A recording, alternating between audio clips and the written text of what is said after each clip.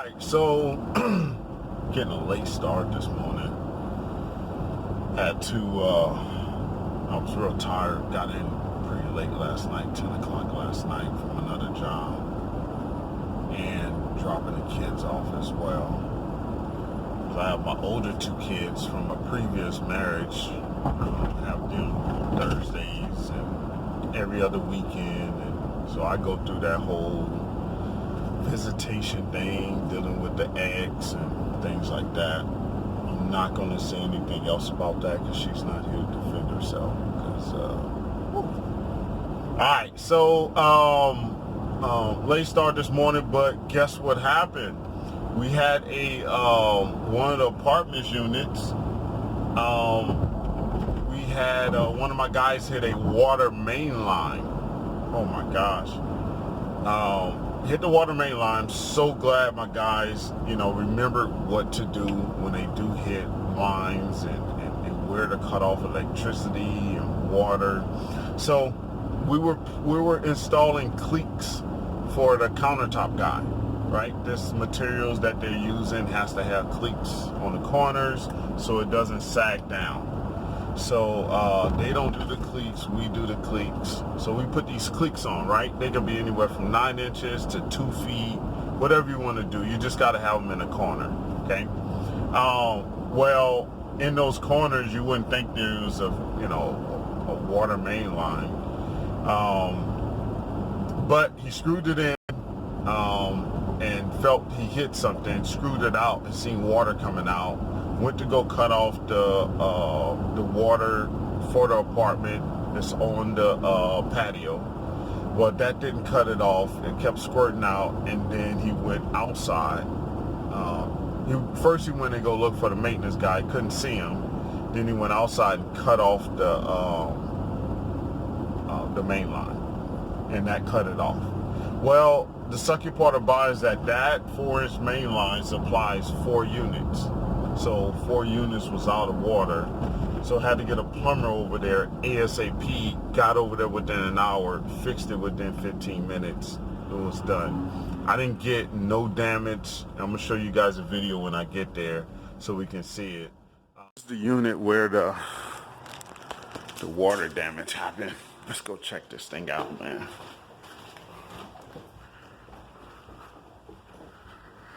See, I got flooring already in. Paint is already done. So major flooding would just, man, not be good at all. So we moved, looks like the vanity cabinet. So this is what happened here. Feels like it's a little bit of moisture here. So that's what happened. They made the repair there. So we hit that copper line. Puncture right through it. It's over there in the corner. Move this cabinet out the way, so we got to put these. Oh, looks like this one and the vanity. So we'll put those two back in here. And the countertop guys are already on site right now. See, this side is done. Those cleats are in. So countertop guys are already on site, so we'll do that for them and square this thing away here. See it.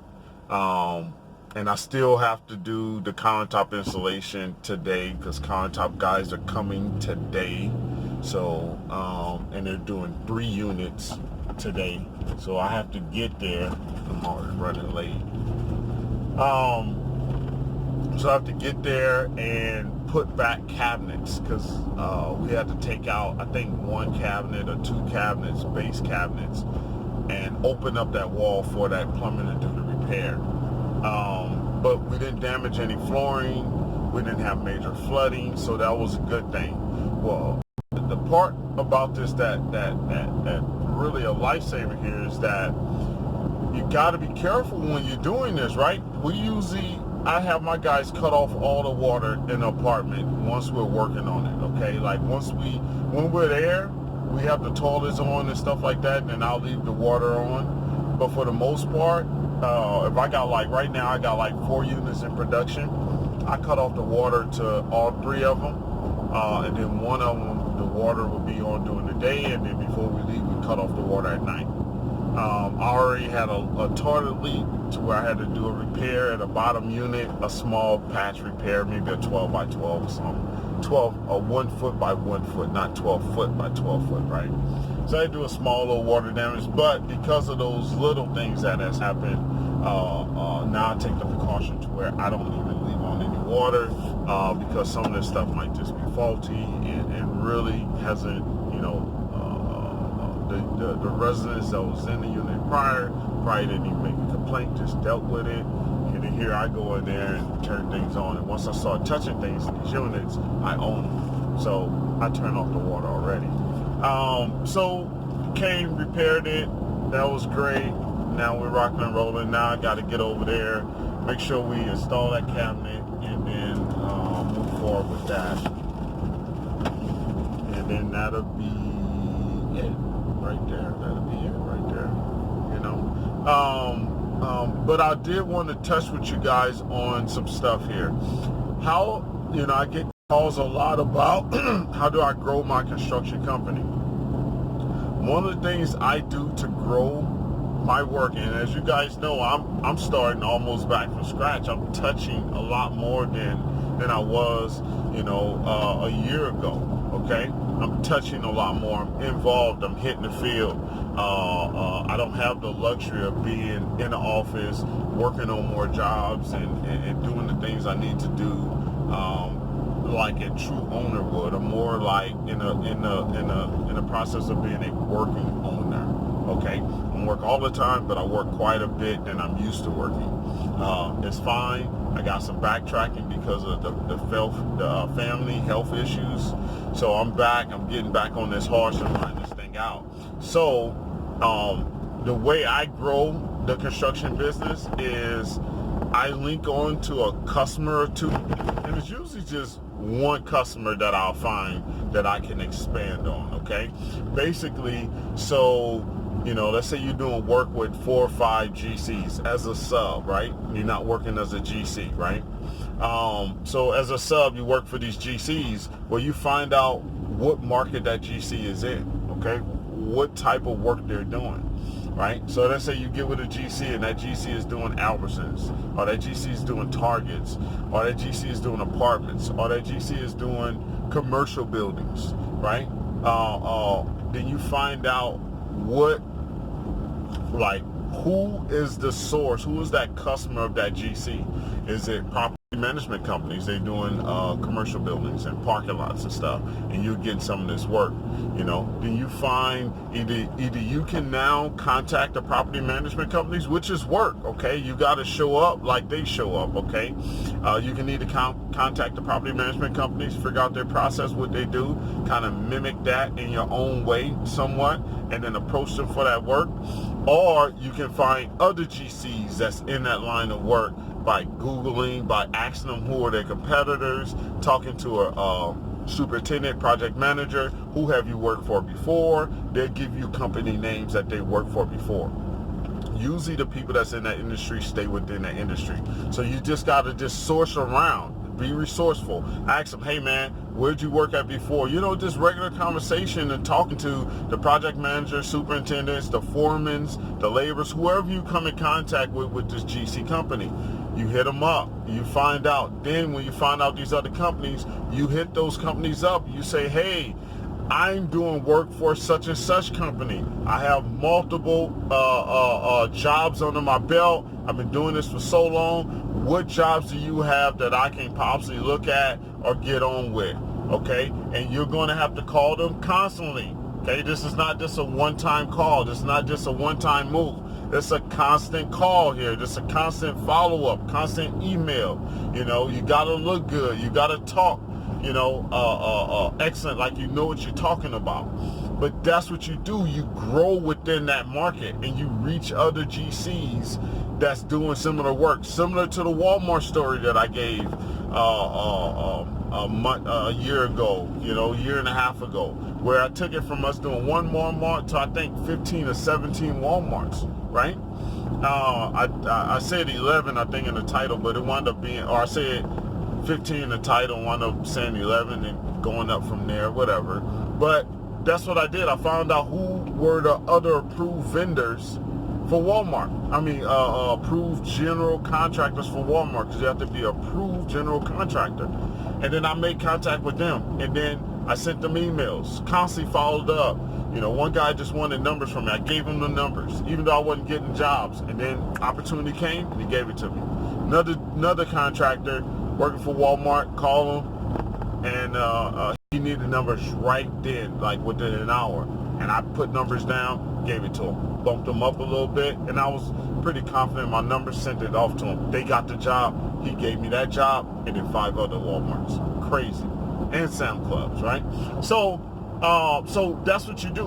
You find out if you're a sub. I'm talking about as a sub, not as a GC. So you find out as a sub what your GC is doing, and then you find other GCs that's doing similar things. You find who are their competitors, and then you reach out to their competitors, and that way you become a go-to subcontractor for that work, and then you'll just stay busy. As long as you do good, pay your guys, pay your subs, wherever subs you got doing your work, you will be in good graces, and pay your equipment supplier. You'll be good. Keep that up, you'll be good. And that's how you grow your construction company. You don't have to go out and, looking for new GCs, constantly doing bids. I don't like having, several different GCs on my book. I don't like doing work for like 20 different GCs, because all of them have a different billing process. And if your staff, the person in your office is not equipped to dealing with different billing methods, you would definitely get behind and bombarded with all these ways that now you have to submit all your payments like this. You have to turn in this. You have to fill out these forms and learn this Excel sheet. And it's a whole mess. Why not work for a couple of GCs as a sub, okay? And then do some work as a prime too, right? Don't turn that down, but do some work as a sub for a few GCs, and figure out how you can expand on one of them. Okay, you don't have to expand on all 3 of them, but expand on one of them and figure out who their competitors are, and go after their competitors and let them know, use them. Hey, this is who I'm doing work for. I'm familiar with this process. Why not hire me? And I guarantee you, they're going to start giving you some work. And you're going to just be flooded. And that's how you grow. That's one of the ways you grow your construction company, from existing clientele. You don't have to go nowhere else. And I do this all the time. You just got to find that GC that's in whatever market they're in, okay? Not a GC that's jumping in several different markets, okay? And that's it. If you got a GC that's in several different markets, then you want to get a few of them that's in one type of market, okay? And it takes work. It takes work. Following up, Googling GCs and following and calling them, get put on their bid list, and it takes work. You got to constantly do it every day. I constantly go on Craigslist every day. I constantly go on these bidding websites that I got every day. I constantly make phone calls and texts to existing clients of mine every day. I try to follow up with them without making it seem like I'm bothering them, but I'm trying to find out, do they need help anywhere? Hey, I'm here. Hey, I just left LA. You got anything over here? So, sometimes they feel like, hey, maybe that dude just contacted me too damn much. But when they need my help, they was like, oh, maybe that's why he contacted me so much, because they called me, and then I'm able to jump on the job. And then also too, this is another key. I gotta let you go here in a little bit.